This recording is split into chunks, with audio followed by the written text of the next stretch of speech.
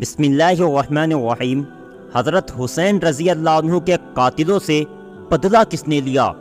دوستو، کربلا کا واقعہ ایک ایسی درد بھری داستان ہے کہ جس میں نواسۂ رسول کو بے دردی کے ساتھ شہید کر دیا گیا۔ تاریخ آج بھی اس واقعے کو بیان کرتے ہوئے ڈھیروں آنسو بہاتی ہے، اور واقعہ کربلا نے کئی صدیوں سے امت مسلمہ کی آنکھیں نم کر رکھی ہیں۔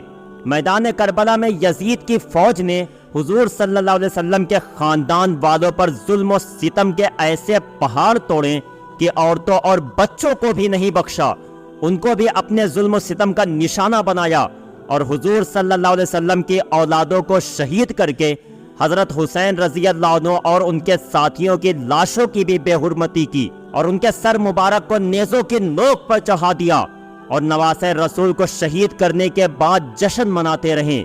ایسے ظالموں کے لیے اللہ تعالیٰ نے آخرت میں دردناک عذاب تیار کر رکھا ہے، جس میں وہ ہمیشہ مبتلا رہیں گے، مگر اللہ تعالیٰ نے ان ظالموں کو اس دنیا میں بھی عبرت کا نشانہ بنا دیا۔ حضرت حسین رضی اللہ عنہ کے قاتلوں کو کس نے چن چن کر مارا؟ کربلا کے شہیدوں کا بدلہ کس نے لیا؟ اور کس نے ان ظالموں کو نشان عبرت بنایا؟ تو آج کی اس ویڈیو میں آپ کو یہی سب باتیں بتائی جائیں گی۔ دوستو، کربلا کے واقعے کے بعد حجاز والوں نے یزید کو اپنا بادشاہ ماننے سے انکار کر دیا، اور مشہور صحابی حضرت عبداللہ بن زبیر کو اپنا خلیفہ بنا لیا۔ بس یہی سے ظالم یزید کی حکومت کمزور پڑنے لگی، اور پھر وہ دن بھی زمانے نے دیکھا کہ جب تمام اموی وزیروں کو چن چن کر عبرت ناک سزا دی گئی۔ دوستو، حضرت حسین رضی اللہ عنہ کے قاتلوں سے بدلہ لینے والے انسان کا نام جناب مختار ثقفی تھا۔ یزید کو پہلے ہی اس بات کی بھنک لگ گئی تھی کہ حضرت مختار ثقفی اہل بیت کے ہمدرد ہیں، اور ان کے پاس لوگوں کی ایک مضبوط طاقت ہے، اس لیے اس کے حکم پر جناب مختار ثقفی کو جیل میں ڈال کر قید کر دیا گیا۔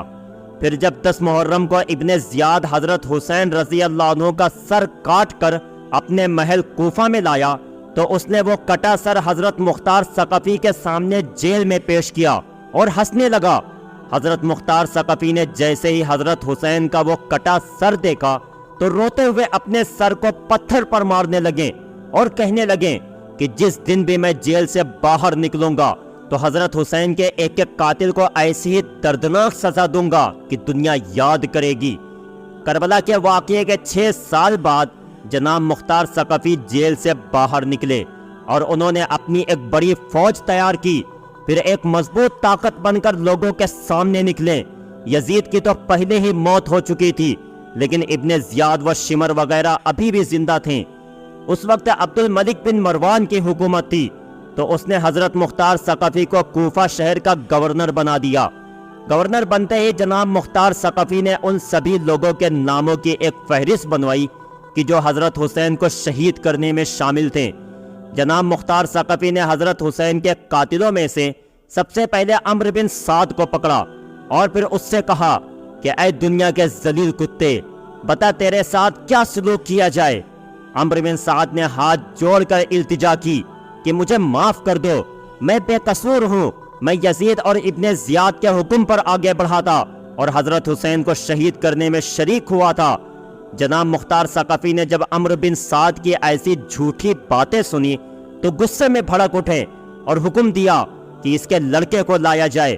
مختار ثقفی کے حکم پر عمرو بن سعد کے لڑکے کو لایا گیا، اور پھر اسی کے سامنے ہی اس کے لڑکے کی گردن کاٹ دی گئی۔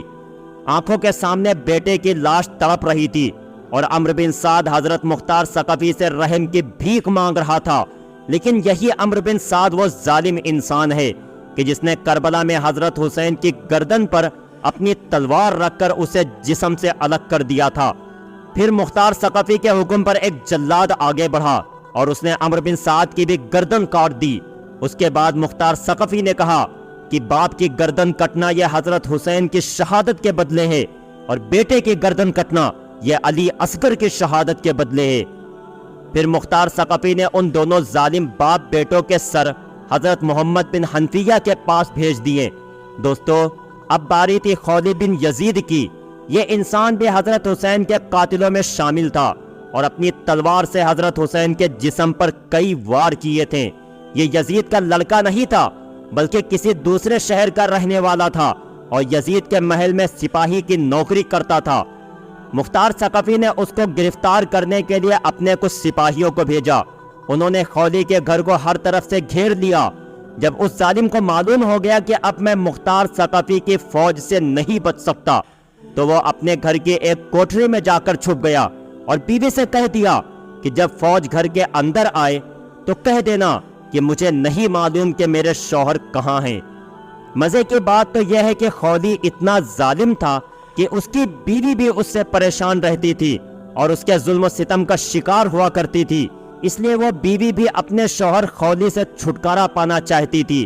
تو جب فوج کے سپاہی گھر کے اندر آئیں تو بیوی نے تیز آواز میں کہا کہ مجھے نہیں پتا کہ میرے شوہر خولی کہاں ہیں، لیکن اگلے ہی پل بیوی نے ہاتھ کے اشارے سے گھر کی ایک کوٹری کی طرف فوجیوں کو جانے کا حکم دیا اور چپکے سے بتا دیا کہ میرا ظالم شوہر اسی کوٹری میں چھپا بیٹھا ہے۔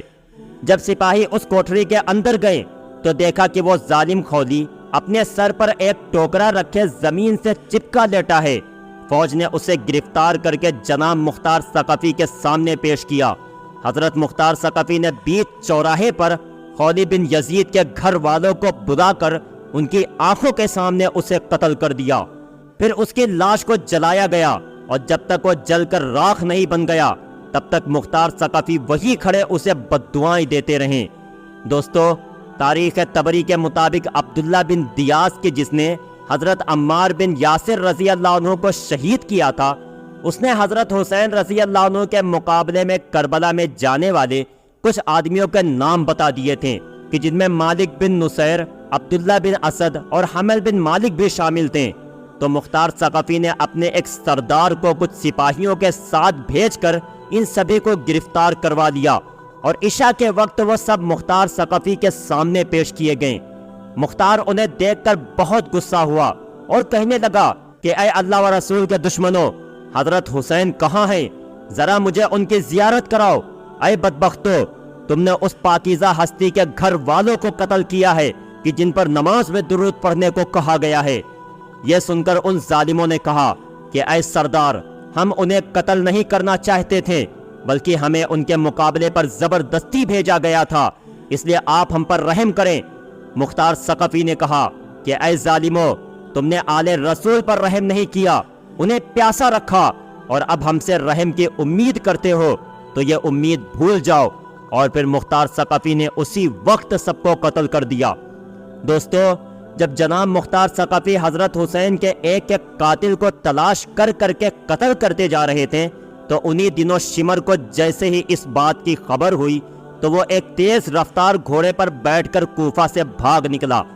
مختار ثقفی کے ایک غلام نے شمر کو دیکھ لیا اور اس کا پیچھا کرنے لگا۔ پیچھا کرتے کرتے جب وہ غلام شمر کے گھوڑے کے قریب پہنچا تو شمر نے الٹا اپنی تلوار سے اس غلام پر ایسا وار کیا کہ وہ ایک ہی بار میں گھوڑے سے نیچے گرا اور اس کی کمر ٹوٹ گئی اور اسی وقت اس کی موت ہو گئی۔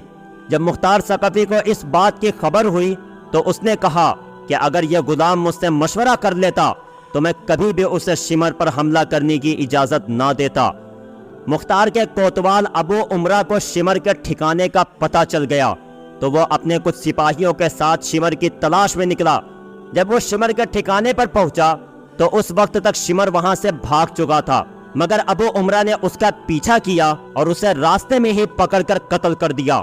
ابو عمرہ نے شمر کا سر کاٹ کر اس کا باقی جسم کتوں کے حوالے کر دیا اور پھر سر اپنے سردار مختار ثقفی کے سامنے لا کر پیش کیا۔